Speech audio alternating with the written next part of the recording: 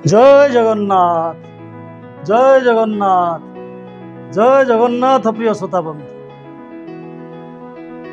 तीर पयोनिधि वृक्ष निवासम हास्य कटाक्ष जवंशी निनादम श्यामल सुंदर नित्य विलासम तम प्रणमामि च बालगोपालम। प्रिय श्रोता बंधु, आज अधम गीतार केतोटी मुख्य श्लोक आपण मानक भेटी दउछि। आसंतु ताहले शुणिबा शरीर तत्व उपरे गीतार केतोटी मुख्य श्लोक। भगवान श्रीकृष्ण गीतारे कहिसंती, हे पार्थ, वसांसि जिह्नानि यथा विहाय नवानि गृह्णाति नरोपराणि तथा शरीराणि विहाय जिह्ना न्यन्यानि संजाति नवानि दे।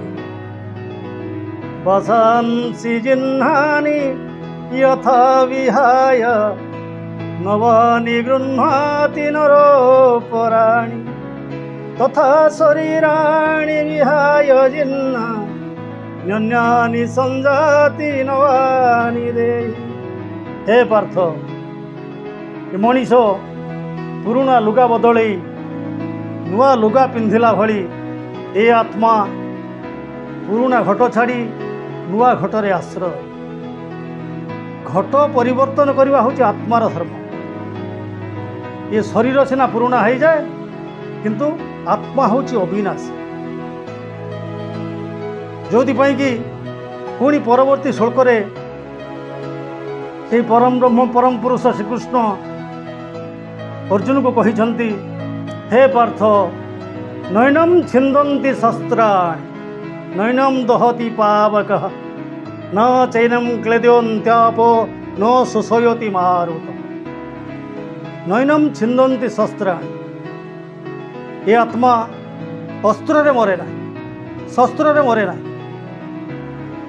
नैनम छिंदन्ति शस्त्राणि नैनम दहति पावकः न चैनम क्लेद्योन्त्यापो न शोषयति मारुतः।